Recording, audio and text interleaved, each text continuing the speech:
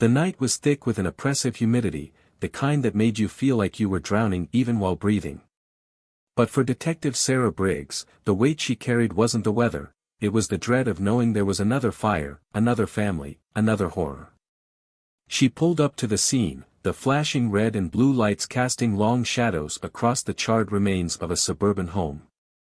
The acrid scent of burnt wood and something far worse filled the air.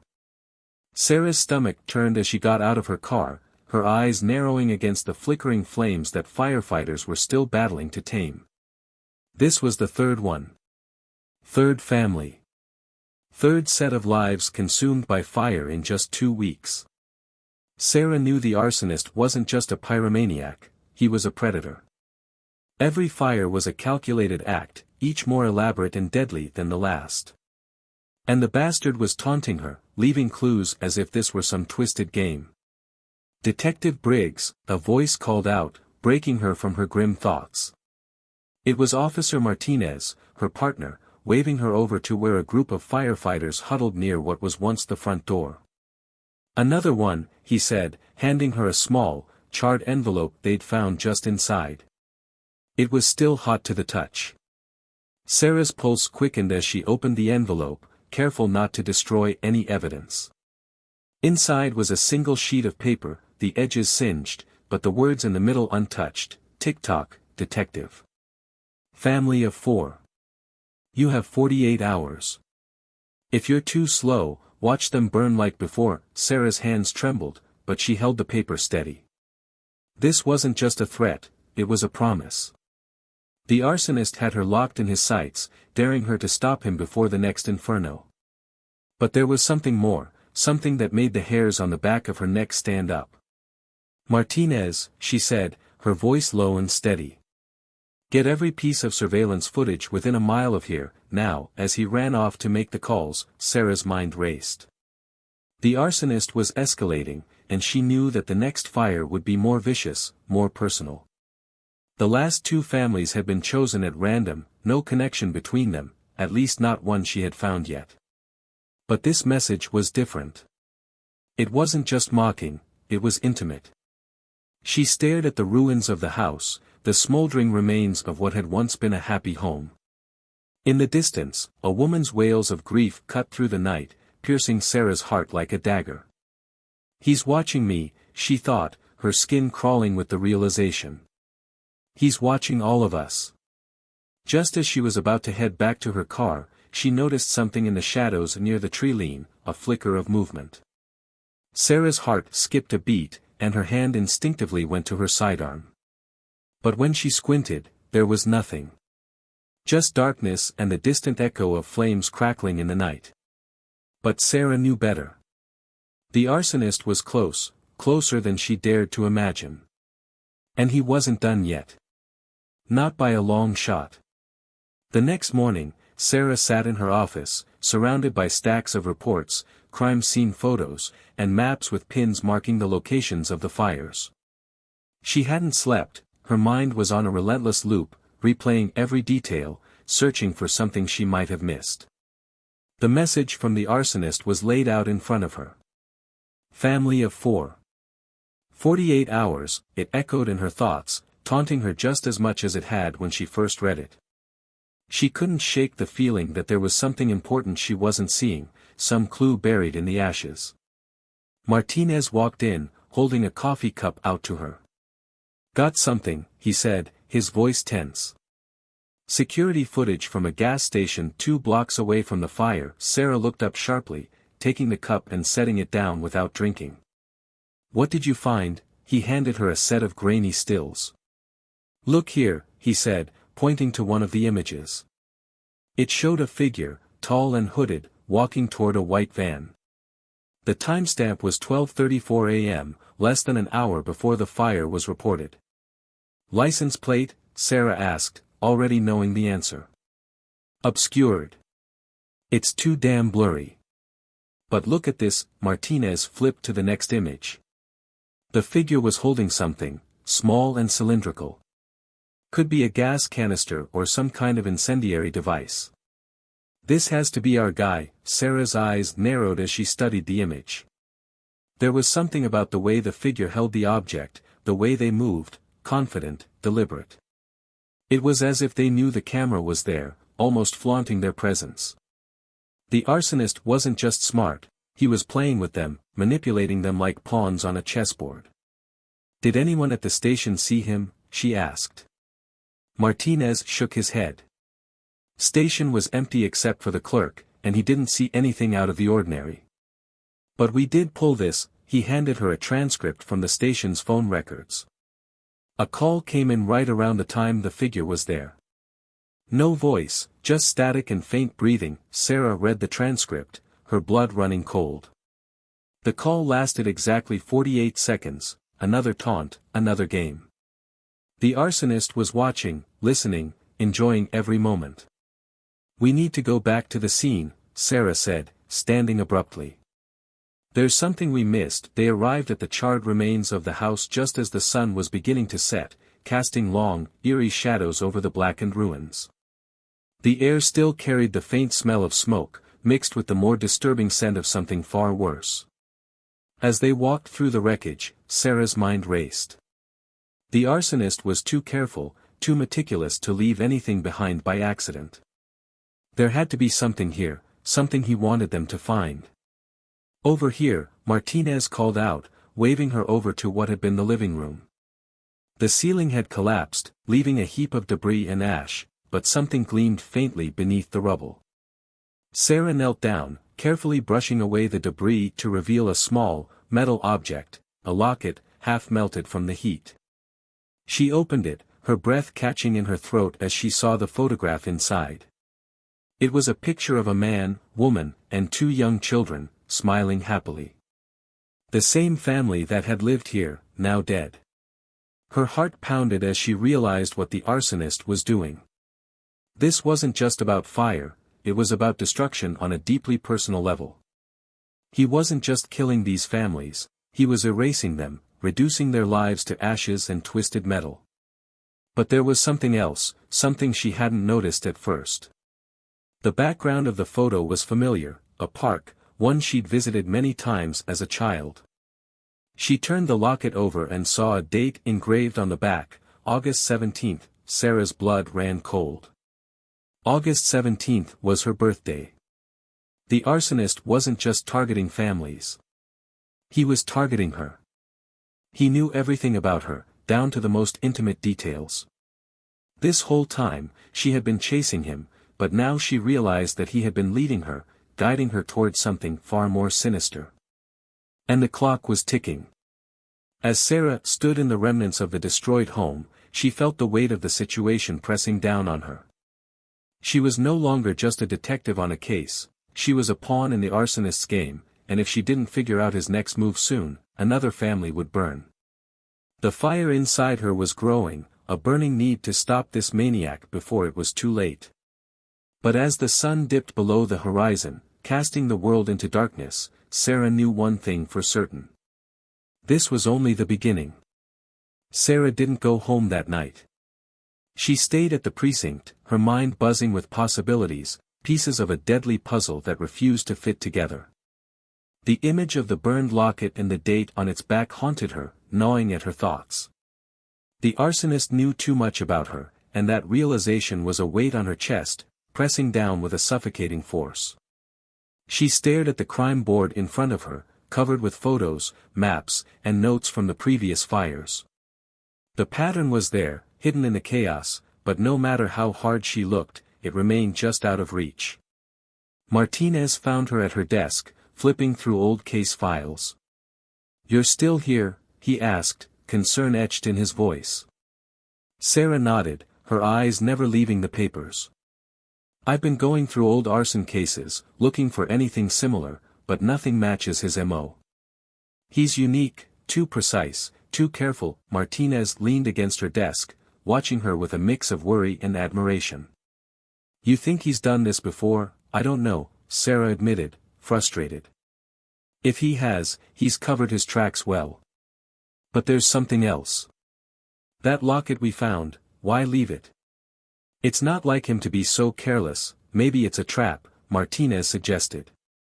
"He wants you to focus on it, lose sight of the bigger picture, or maybe it's a clue, Sarah countered, the gears in her mind turning faster. He's been playing a game with us, taunting us at every turn.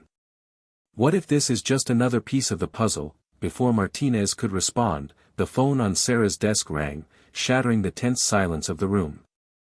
Sarah grabbed it, her heart pounding in her chest. "Detective Briggs," she answered, her voice tight.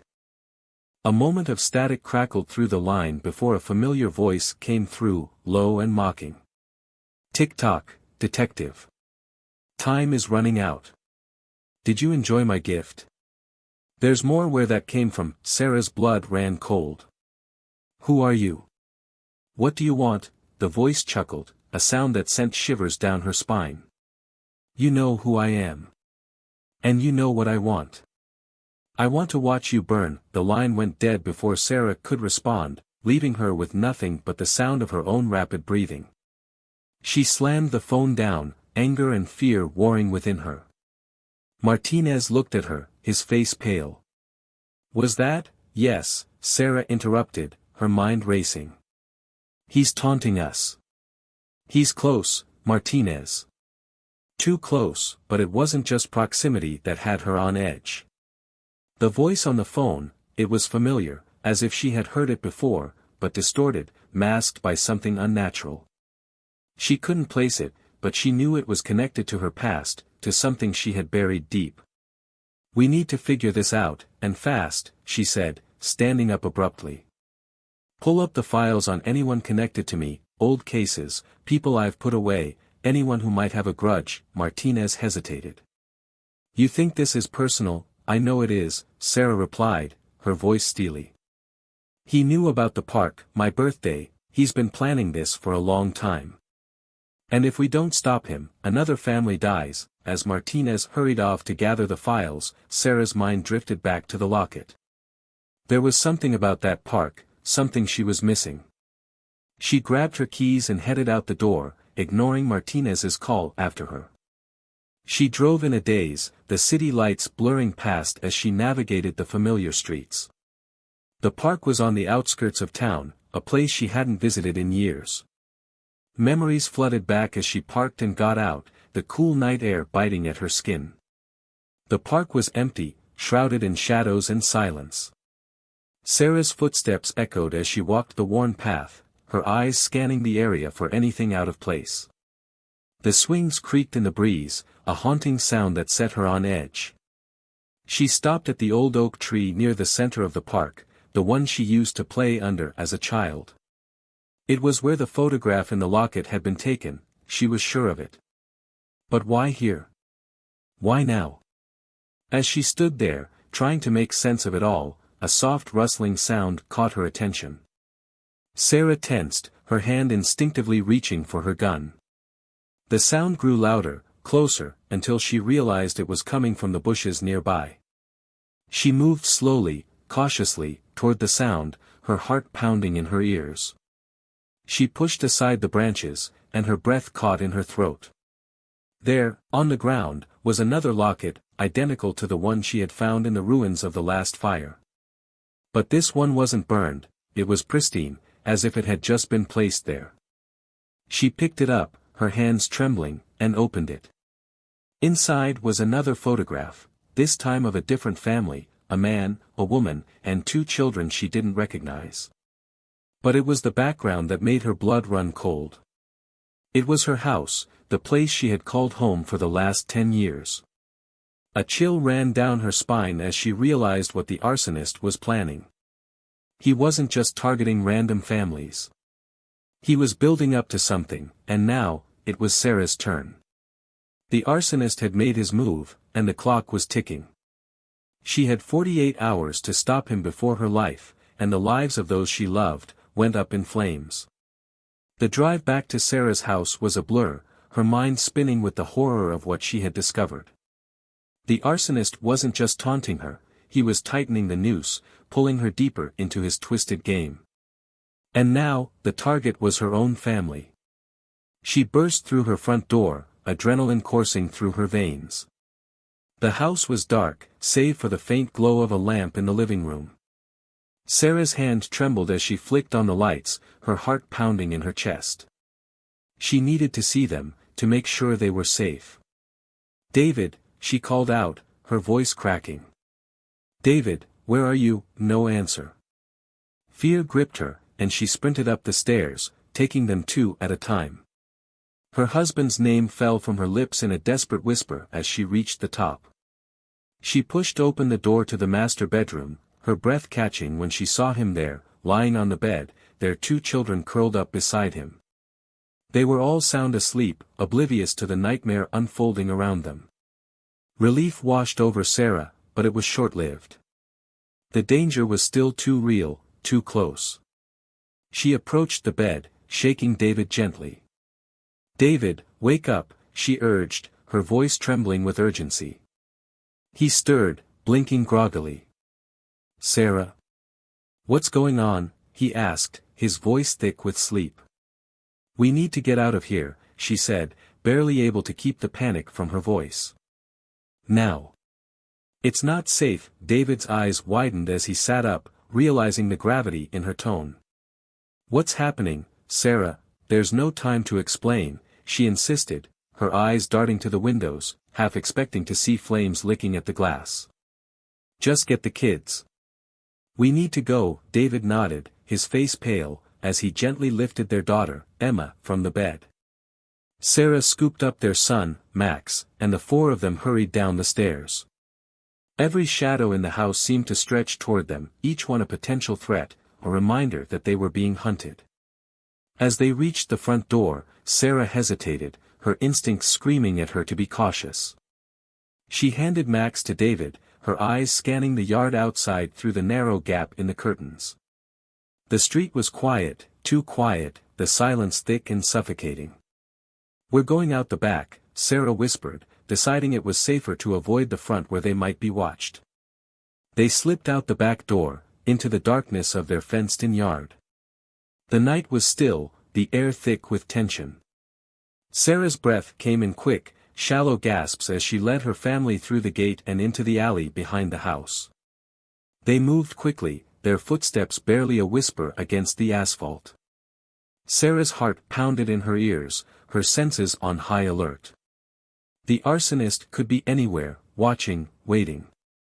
She kept glancing over her shoulder, half expecting to see a figure lurking in the shadows. Finally, they reached the car. David buckled the kids into their seats while Sarah kept watch, her hand resting on her holstered gun. When they were all inside, she slid behind the wheel, her fingers gripping the steering wheel tightly. "Where are we going?" David asked, his voice barely above a whisper. "Somewhere safe," Sarah replied, her eyes scanning the rearview mirror as she pulled out of the alley. "I don't know where yet, but we can't stay here." The drive through the empty streets was tense, the night pressing in on them from all sides. Sarah's mind raced, trying to think of a safe place, somewhere the arsonist wouldn't expect them to go. But every option felt risky, every possible hideout tainted by the knowledge that the arsonist seemed to know her better than she knew herself. As they drove, the reality of the situation weighed heavily on her. The arsonist was in her head, predicting her moves, always one step ahead. She couldn't shake the feeling that no matter where they went, he would find them. David reached over and placed a hand on her arm, grounding her in the moment. "We'll be okay, Sarah," he said softly, though his eyes betrayed the fear he was trying to hide. Sarah forced a nod, trying to convince herself of the same. "We just need to stay ahead of him," she murmured, more to herself than to David. After what felt like hours, she made a decision. She took a sharp turn off the main road, heading for the one place she hadn't wanted to go, the precinct. It was risky, but it was also where she had the most resources, the most backup. If the arsonist wanted to come for her there, he'd be walking into a lion's den. They pulled into the underground parking garage, the heavy concrete walls offering a semblance of security. Sarah parked the car and turned to David. "Stay here with the kids. Lock the doors and don't open them for anyone but me. I'll be back soon." David grabbed her hand, his grip tight. "Be careful," he said, his voice laced with concern. Sarah gave him a tight smile, her heart aching at the fear in his eyes. "I will," she promised, then stepped out of the car, closing the door quietly behind her. She made her way through the dimly lit garage, her footsteps echoing off the walls. The familiar surroundings of the precinct should have brought her comfort, but instead, they felt oppressive, like she was walking deeper into the arsonist's trap. When she reached the entrance, she hesitated for a moment, her hand hovering over the door handle. The arsonist's voice echoed in her mind, taunting her, daring her to make the wrong move. But she couldn't afford to be paralyzed by fear. Not now. Not with her family's lives on the line. She pushed open the door and stepped inside, her eyes narrowing as she scanned the empty hallway. The building was quiet, most of the night shift officers out on patrol. She headed straight for the squad room, where Martinez was hunched over a desk, sifting through files. He looked up as she entered, his expression a mix of relief and worry. "Sarah, where have you been?" "We've been, no time," she cut him off, her voice urgent. "The arsonist is coming for me.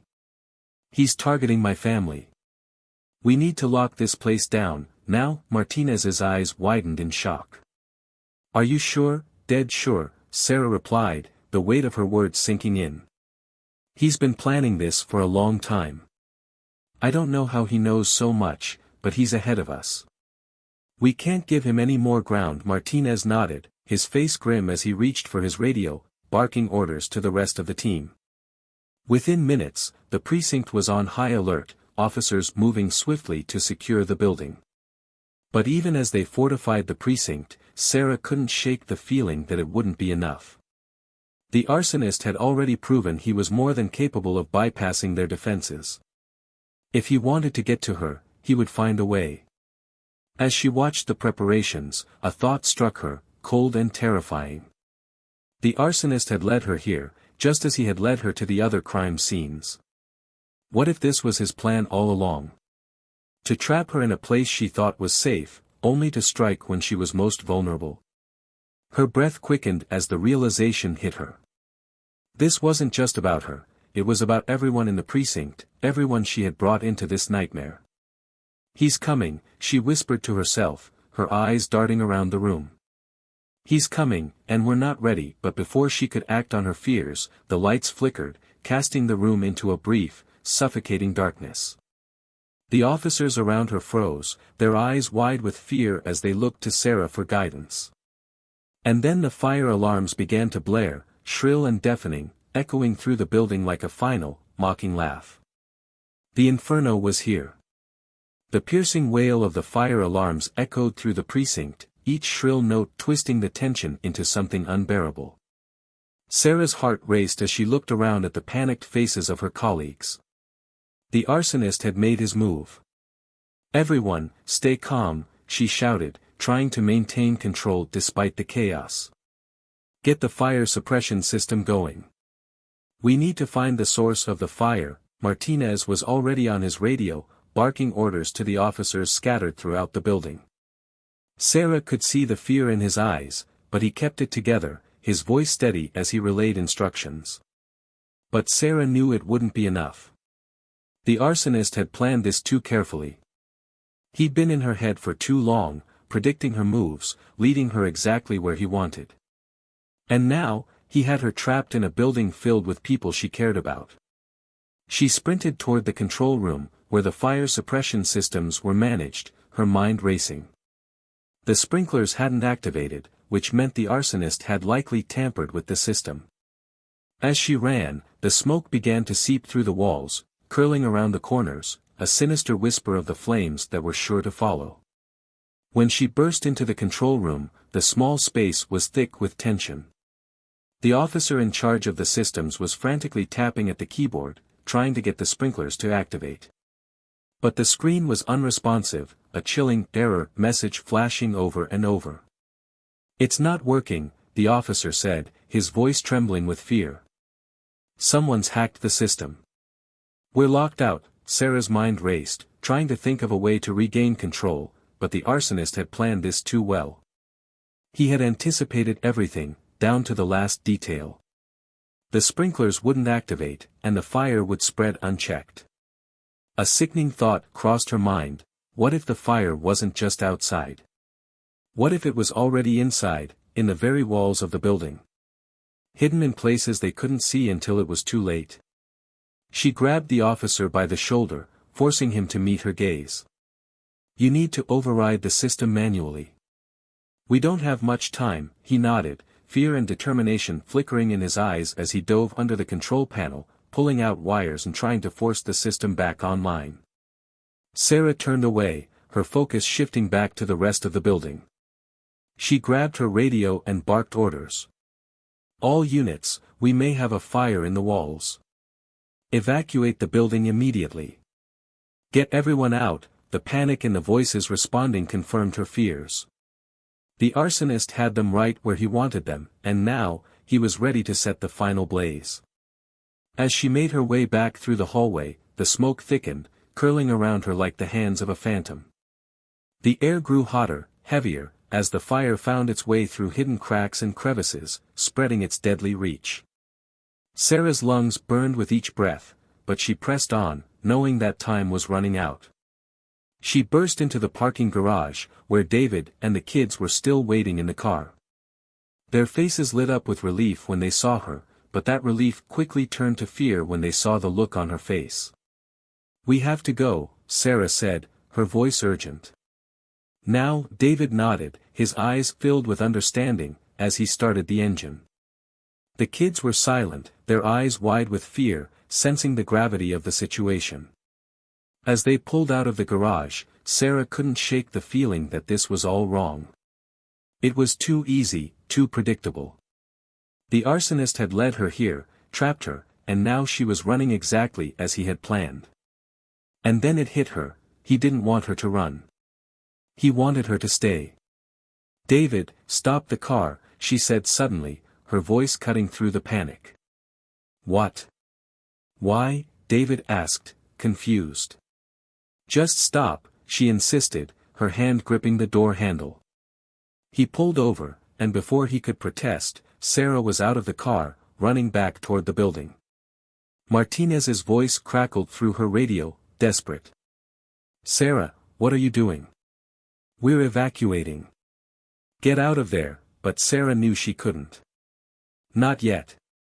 She had to end this, had to face the arsonist before he could claim any more lives. She sprinted through the garage, back into the building, her lungs burning with the effort. The smoke was thicker now, the heat more intense, but she pushed through, her determination fueled by something stronger than fear, rage. This was his game, but she was going to end it. She made her way back to the squad room, her eyes scanning the smoke-filled space for any sign of him. And then she saw it, a figure standing in the corner, shrouded in shadows, watching her. "Show yourself," Sarah demanded, her voice ringing out over the roar of the fire. The figure stepped forward, and Sarah's breath caught in her throat. It was a man, his face partially obscured by a mask, but she recognized him instantly. His eyes, cold and calculating, locked onto hers, and in that moment, she knew. It was someone she had put away years ago, a man whose life she had torn apart in her pursuit of justice. He had been quiet during the trial, accepting his fate without a word. But now she saw the truth, the hatred that had simmered beneath the surface, festering into something deadly. "You," Sarah whispered, her voice filled with a mix of disbelief and understanding. The man nodded, a twisted smile playing on his lips. "You took everything from me, detective. My life, my family. Now, I'm taking everything from you." Sarah's grip on her gun tightened, but she knew it wouldn't be that easy. This man had planned everything down to the last detail, and if she didn't play her cards right, they would all go up in flames. "You don't have to do this," she said, trying to buy time. "It's not too late to stop," the man laughed, a low, chilling sound that echoed through the room. "It was too late the moment you put me behind bars. The moment you destroyed my life. This is just the final chapter." Sarah's mind raced, searching for a way out. The fire was closing in, the heat becoming unbearable. She could feel the sweat on her skin, the suffocating smoke filling her lungs. But she couldn't let it end like this. She couldn't let him win. "You want revenge," she said, her voice hardening. "Then take it out on me. Let everyone else go." The man tilted his head, considering her offer. "And why would I do that? Because you're not a monster," Sarah said, taking a step closer, her eyes locked on his. "You're angry, you want justice, but this, killing innocent people, it won't bring you peace. It won't bring your family back." For a moment, she thought she saw something flicker in his eyes, a hint of doubt. But then it was gone, replaced by cold resolve. "You don't get to lecture me, detective," he spat, his voice laced with venom. "This is your fault. Every death, every life destroyed, it's on you." And then he pulled out a lighter, flicking it open. The small flame danced in the air between them, a promise of the inferno that was about to consume them both. Sarah's heart pounded, but she didn't move. She couldn't show fear. Not now. But before he could drop the lighter, the sound of footsteps echoed through the smoke. Martinez and a group of officers burst into the room, guns drawn. "Drop it," Martinez shouted, his voice cutting through the chaos. The man hesitated, his eyes darting between Sarah and the approaching officers. He knew he was outnumbered, but the fire in his eyes told Sarah that he was ready to go down in flames if it meant taking her with him. "Don't do it," Sarah said softly, her voice carrying over the distance between them. "It doesn't have to end like this." For a moment, everything hung in the balance. The air was thick with smoke, tension, and the promise of violence. The man's hand shook, the lighter wavering. And then, with a cry of rage and despair, he flung the lighter at the nearest wall, the flames leaping instantly as they found fresh fuel. "Get down," Sarah shouted, throwing herself to the ground as the room exploded in a roar of fire. The officers opened fire, the bullets ripping through the air as they took the man down. But the flames were already spreading, consuming the room with terrifying speed. "Move! Everyone, out now!" Sarah screamed, pushing herself up and grabbing Martinez by the arm. Together, they ran, the fire hot on their heels. They burst out of the building just as the flames reached the roof, the entire structure engulfed in a raging inferno. The heat was overwhelming, the roar of the fire deafening, but they kept running until they were a safe distance away. Sarah collapsed to the ground, her chest heaving with exhaustion and relief. She looked back at the building, the fire reflected in her eyes, knowing that the nightmare was finally over. David rushed to her side, pulling her into his arms. "Sarah, thank God," he breathed, his voice choked with emotion. She held him tightly, her body trembling with the aftermath of everything that had happened. But despite the fear, the pain,